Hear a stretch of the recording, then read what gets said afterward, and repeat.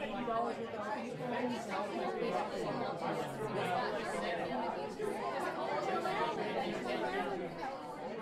Savage, you are the founder of Adventure Awaits, a family travel blog that focuses on outdoor education, ecotourism, among many, many other things. Thank you so much for taking the time today to join me on the Fact Up podcast.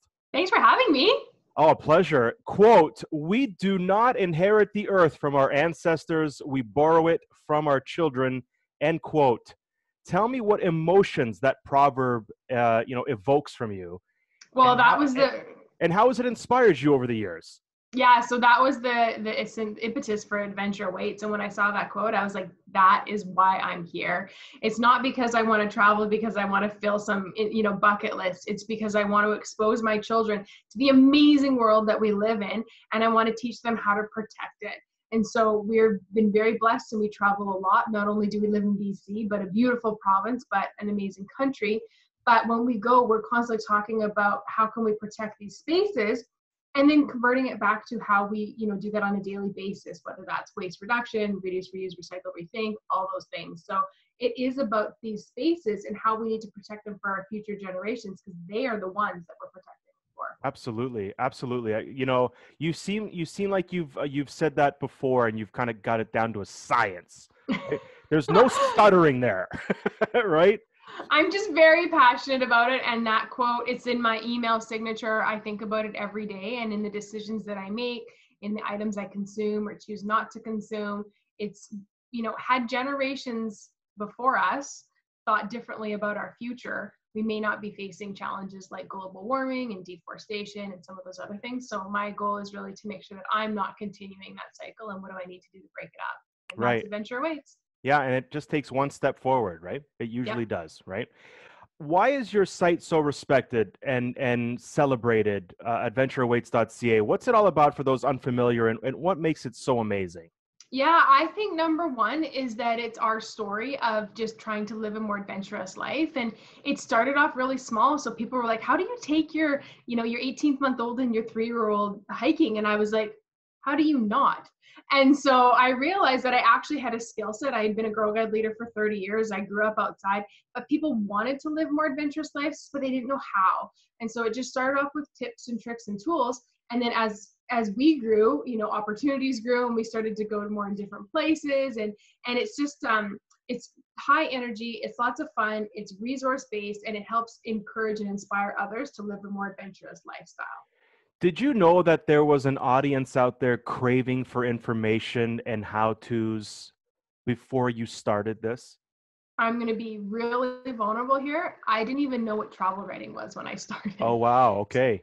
When I started off as a blog, and it was all about basically what's going to be the catalyst for change in my life is adventures, and how am I going to pursue more adventures. And I'm literally talking about going for a walk once a day in my neighborhood. Like, I'm not talking about the grand things that have happened since, but there was enough people that kept saying, how do you do that? How do you do that?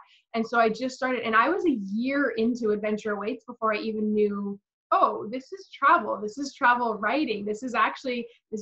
It didn't have a clue what I was even getting into. Once I figured out, I was like, of course this is what I'm doing, and of course this is where I belong. And I'm like, my people, you're here. Right. So it all started to make sense, but there was no strategy going in. And for me, that was really hard, because I'm a type A person.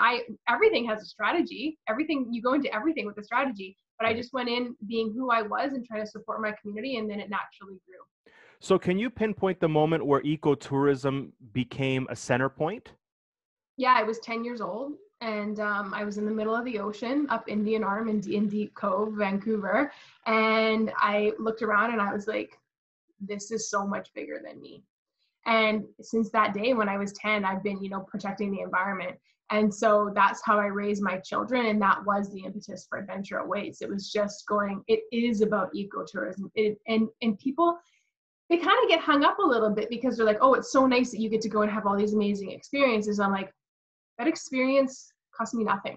I just went outside. We have so many amazing experiences and places to explore. So don't get caught up on the whole, keeping up with the Kardashians or the gram or the whatever. Like, just get outside and explore, and you're going to find these amazing pieces around you too. Do you feel COVID has made the staycation cool again? Yeah. Yeah.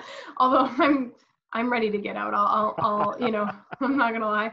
Right. We've been at every park locally, but I definitely think it's I mean, everyone is on extreme lockdown right now. So once we're able to get out of, our kind of 6 square kilometers, I think people are going to be able to explore their own regions a lot more. And it is going to be cool again, but it's also, they're going to uncover so many things that they would never have because they do the Mexico, they do the Hawaii, they do the things.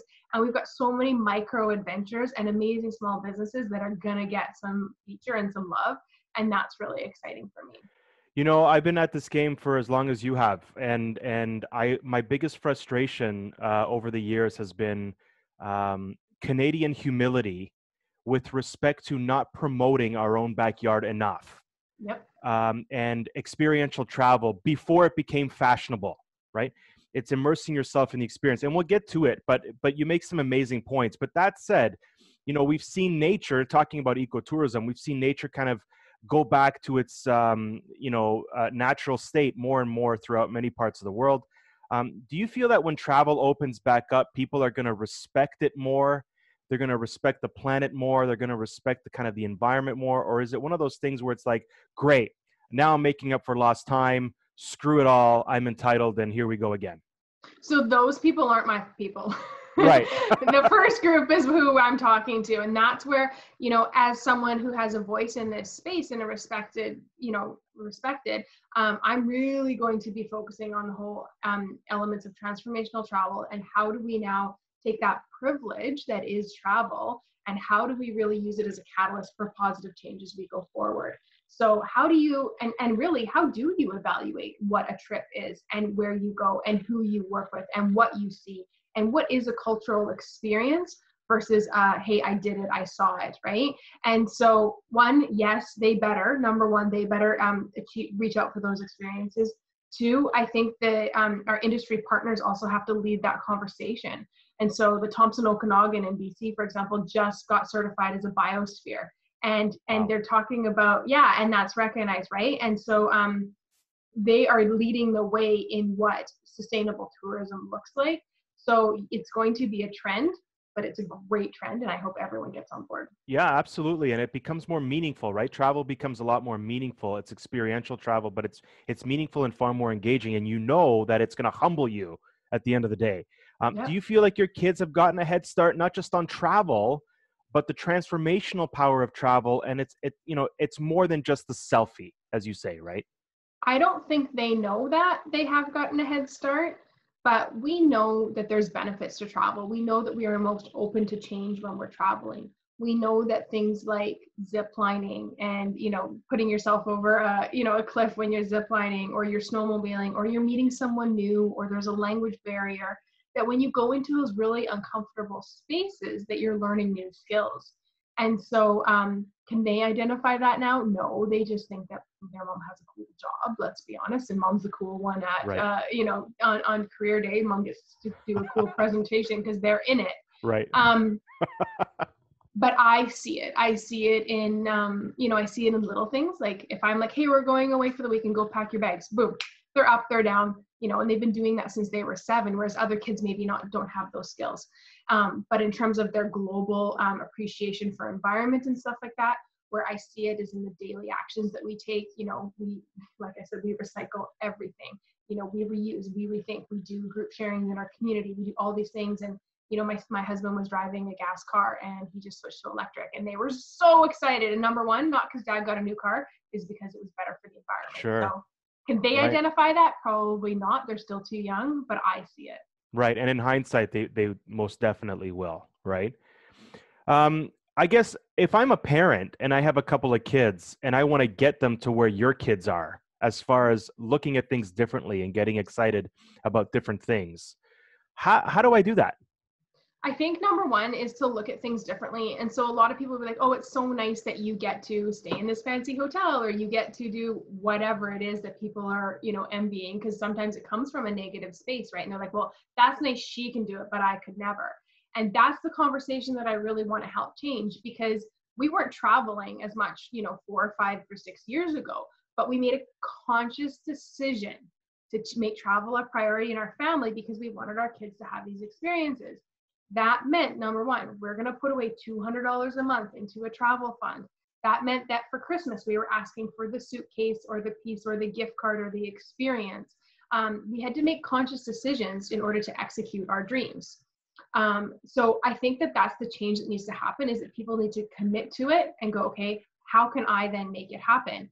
And for me, for the first year, that only meant going local. And that's okay, because almost every single community, especially in Canada, has amazing things to do locally. We've got phenomenal national parks, you know, and we've got our local park system. Like, there's so many amazing things to do. So don't think that you can't have amazing experiences.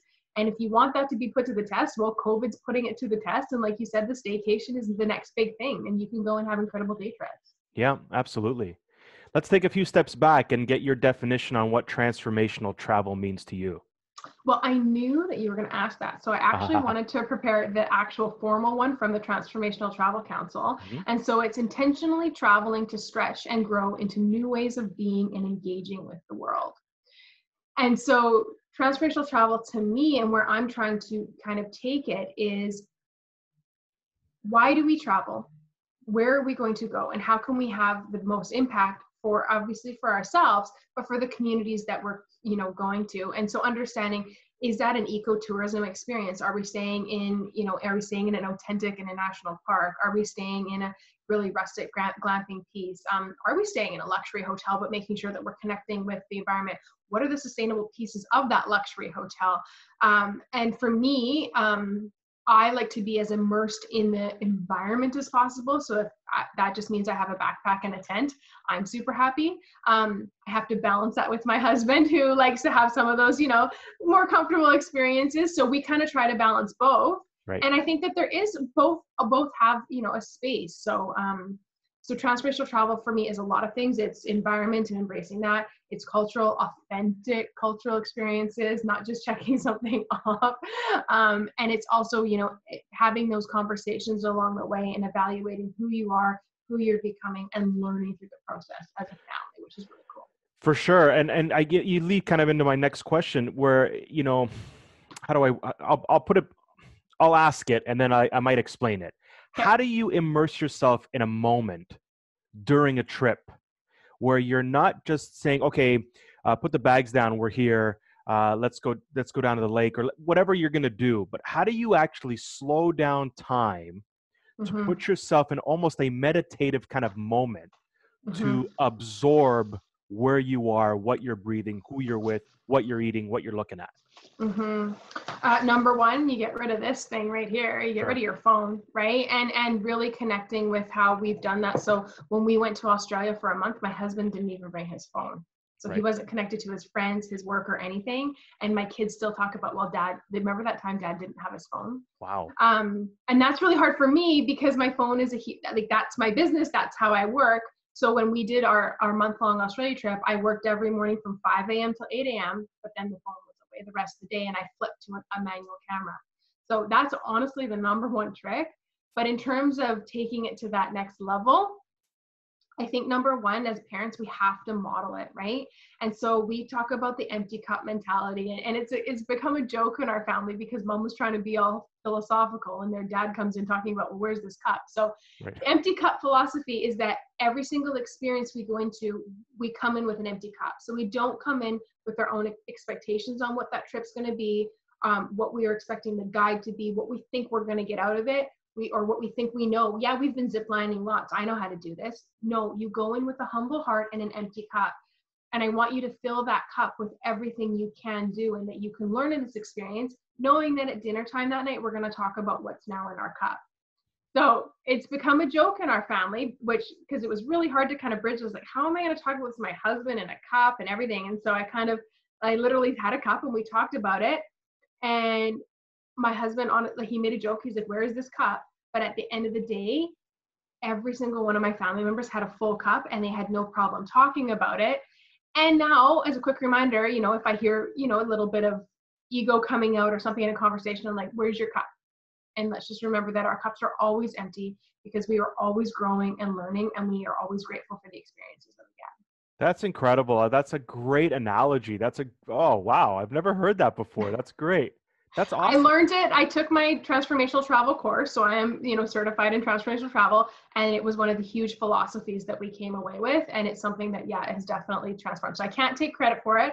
That's all the TTC, but it's something that is really, we really embrace, and it's a theory that we use. Absolutely. And, it's especially vital, I feel like now, because now you're just so inundated with the Facebooks and YouTubes and Instagram and TikTok and Snapchat and whatever else is going to come up next. And I feel like you're taking, not you, but just generally speaking, people take away from the moment because they're looking forward to what they're going to caption the photo with, or what filter they're going to use, or when they're going to post and what time. And it's like, the empty cup it kind of makes perfect sense. I think it's everything we need right now. Well, and it's, I mean, as let's play the other side of it, is those pictures, those moments, those filters, those times are how I've grown my business Sure. and also the work that I do. And so how do I then get all that content that I need? So my answer is between 5 and 8 a.m. and then the phone goes away. Or if I'm at an adventure, then my family knows we go 10 minutes early so I can get the shots that we need, and then I can be immersed in that experience. And it might be that I don't bring my phone out and this experience is all about me and I don't even share it on social. And that's okay too. But it's acknowledging that there is a cost to having the phone out. And as my family, there's a benefit, but we have to balance the both, especially as I have kids transitioning to, be phone users in the next couple of years. Right. Yeah. It's about finding the balance, and a lot of people can't find it. They don't know it. Right. It's tough. And let's be honest, those devices are designed to be addictive. Yeah, There's absolutely. dopamine. There's so much coming out of that. So we have to really, really acknowledge that. Absolutely. Mm-hmm. Three-pronged question. I'll separate them. Okay. Like me and many others, COVID has shut down, adventures, and you mentioned 6 kilometer radius. Where have you found inspiration these days in what is, you know, easily our most challenging time in our era? Mm-hmm. My children, they are so much more resilient than we as adults are. We have perceptions and we have plans and we have schedules and we have calendars, and they have today. And yeah, they've gone through their frustrating pieces, but if I lean into them, I'm like, what do you need today? What's your body telling you need? Okay, you clearly need exercise because you're bouncing off the walls. Well, let's go. And each one of our family members, sometimes we take turns planning. Is it biking, hiking, walking, bird watching? Like, what are we going to go do? Or it's just like everybody outside will figure it out once we're Right. outside. Right. Right. So if I tune into them, now we came off a really busy travel year too, right? Like we did Australia for a month and then London and then Wales. And then we did a lot in a very short period of time. So they were also open to the break where I thought they were going to get bored. Again, my own perceptions. But if I leaned into what they were needing, they needed a 3-hour ping pong marathon with mom and dad in the basement. Right. That's it. Right. So listening to not what we think we need, but what's in our heart and what's in my children's hearts has been the answer. Right. I'll combine the last two. What opportunities come in the travel industry because of COVID, and what positives do you take away from what we've all, been through and continue to go through, and will probably continue to go through for some time? Well, do you want me to start singing? Oh, Sure. Canada, Sure. right? Like we have the best country ever. And so as that slowly starts to open up, like if our problem is that we have to promote Canada for the next couple of years, bring it on. We were handed a silver plate, like let's go. And so that's not a problem to me. And I am working with a lot of my followers saying like, we normally go to Hawaii for the 2 weeks. We normally, go to Mexico, or we go here. I'm really sad I can't go to Europe. And I'm like, okay, take that $10,000 and go to Churchill, Manitoba and see the polar bears. Go to Tofino for a week and go surfing and splurge and go and do go up to the hot springs and go and see the otters and do the whale watching. Go out east and do the lighthouses. And, there's so many things to do on the East Coast and the Cabot Trail. Go to Quebec City and Montreal and Ottawa. Like I could go on and on and on about Canada, and people see me do this and go, oh yes, someday. And I'm like, someday is now. The second that opens, get out and explore Canada, because 1, we need you. Our tourism industry needs you. 2, you're going to have phenomenal cultural experiences in your own country. And what a better legacy to give your children than to teach them about our own Canadian culture. You're preaching to the converted for several years. And I run 2 Greek food tours in, Yeah. food tours in Toronto, and people are always surprised to find out that first of all, that there are tours in Toronto, number one, which blows me away. And two, that somebody would think of doing that in Toronto. And it's like, why are we bragging so much about Canada to non-Canadians when we don't even explore our own back? So we have no problems bragging, but we have a problem exploring. And we have a problem putting the dollar value, right? So like, let's be honest, heading up to Churchill, Manitoba is an expensive expedition. Sure. It's primarily targeted an international market, right? You know, so I get that it is expensive because you're like, do I really want to spend that money to go to Manitoba? Right. Go on that trip and you come back and tell me that you didn't appreciate the investment. No one says that, right? But there is definitely, I think, that education piece. And that's where we talk about transformational experiences happening within our own country, and a country with our size and also our unique culture. Like, we did Carnival last year and we were in Quebec, and my daughter was just learning French. And so just to be like, this is actually a huge part of Canada too. Or for me, you know, going up to Nunavut, again, that's a more expensive trip. You're looking at, I'm going to mispronounce it, but Aktuaktuk National Park. There's some like internationally renowned, iconic pieces there that people, you know, from all around the world come to see. But would people think of taking their families there? Maybe not, because the cost is often a huge barrier, right? Yellowknife, Yukon. So I think that needs to change for the next couple of years, and going, yeah, no, you're not going to have your Mayan Riviera experience. You're going to have something equally incredible and something that you will never forget. And something that will blow you away, because you should go in there with an empty cup, because you actually have no idea what to expect. Absolutely. All about the empty cup. Yeah. 10 questions with Jami Savage, rapid fire. There's nothing rapid about this. Take your time. All right. On your bucket list, on your website, you have, you know, make my best friend's dream come true. What's that dream? Well, it's funny because it changes all the time, right? And so when I first wrote it, it was about a certain person, and they wanted to do something, and then someone else wanted to go to a concert, and then someone else wanted to go water skiing for the first time. Someone had never been here. So it changes all the time. And so, yeah, I don't have a really great story in terms of who that is or when, but I think for me, it would be my mom's dream come true, and I would love to take my mom to Bora Bora. That would be sweet. The one. That's very nice. That's very nice. Sleep in a bungalow. You know, you find yourself at the airport and you buy a random ticket, right? Where would you go? Today, if everything was like, well, here's the thing. Tourism Tahiti is just like Bora Bora in the middle of the South Polynesia. Like, that would be phenomenal. So that would be phenomenal. I think Walt Disney World, again, not ecotourism, not anything that you'd normally hear me talk about. However, I did have that trip booked for my son's birthday, and then this little thing called COVID hit. And so I have an outstanding debt that he really likes to remind me of. That's sentimental, and that's far more valuable. Absolutely. Well, and everyone has to do it. Well, actually, that's not true. You don't have to do it, but it's definitely something that he is identified that he really wants to do, and I look forward to sharing that experience with him. Right. What's Messy Twister? What's Messy Twister? I knew that would get I knew that reaction. What is Messy Twister? To me, it's about like being camping and bringing a twister board out, and either you're using shaving cream or you're spraying down the kids as they're trying to do twister, and anything you can do to make it a little bit harder for them, because then it's just fun, right? Because they play twister with me, and I do yoga. I'm pretty flexible, but man, these kids can like they're like all wrapped around my legs, and I'm like, how do you expect me to get right hand on red? Like, that's not happening anymore. Thank you for clearing that up, because I noticed that, and I'm like, I gotta ask this question. It's PG, I promise. Okay. on a long haul flight, who's the one person, dead or alive, that you'd love to sit next to? Oh, Michelle Obama. Oh, wow. Okay. Yeah, I would say just her, I mean, in her recent book, and just talking about her vulnerability around how much she was anti him becoming a president, actually, you know, and she kind of had to get out of her own way in order to help his dreams come true.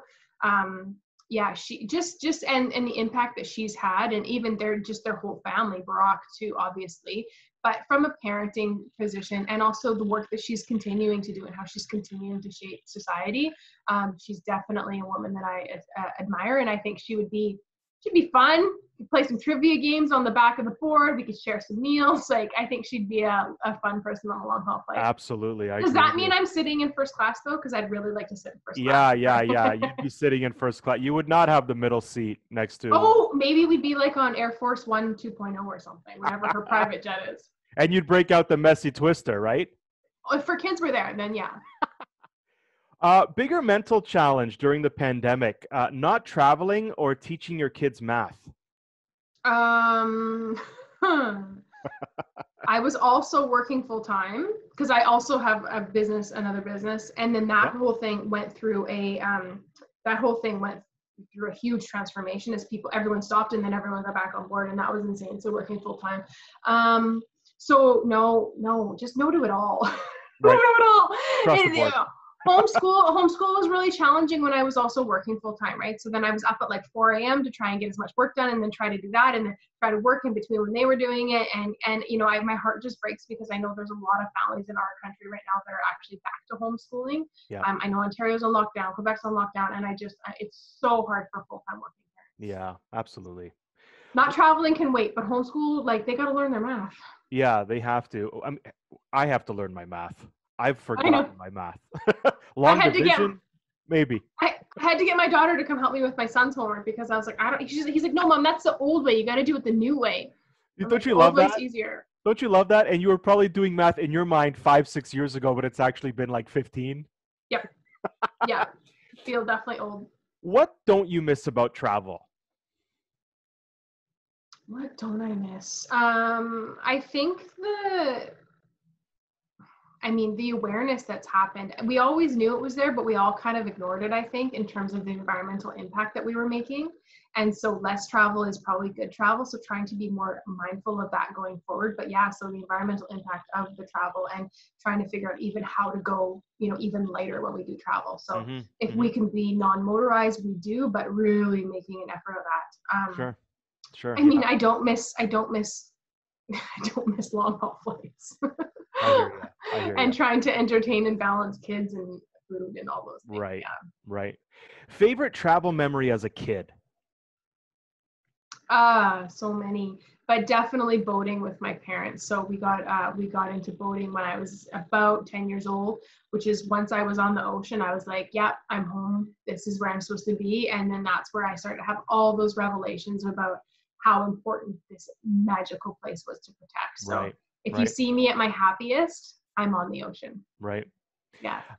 Bigger pet peeve, people sitting in the wrong seat on a plane, or people who sit on the wrong seat of a plane and tell you you're wrong. B, because I like being right. So then my ego just gets hurt. And I'm like, don't you make me whip out this, proof. I would say option C. My father-in-law actually went onto a plane, told someone he was in the wrong seat. Not only was my father-in-law on the wrong plane, but yeah, he was on the wrong seat as well. So then the stewardess had to come and say, sir, you're going to Seattle, not Vancouver. This is the wrong plane, never mind the wrong seat. So I always feel better because I like to make fun of him for that one. That's a great Christmas story that keeps on getting more beautiful by the year. Oh yeah, I like to remind him. Final question. If you had the world's attention for 10 seconds, what would you say?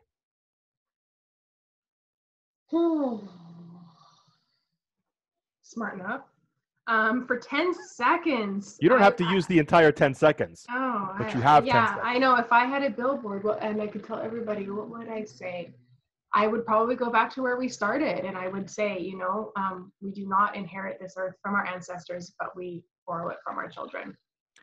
Couldn't have put it in full circle any better than that. Jami Savage, you're an unbelievable woman. You do so much already. AdventureAwaits.ca. Check out the website, guys. Lots of great information, great energy. You'll feel that energy through the screen. Jami Savage, thank you so much for joining me today on the Fact Up podcast, and I wish you and your family continued health and happiness as we go along here. Adventure awaits. Thank you so much. Thank you.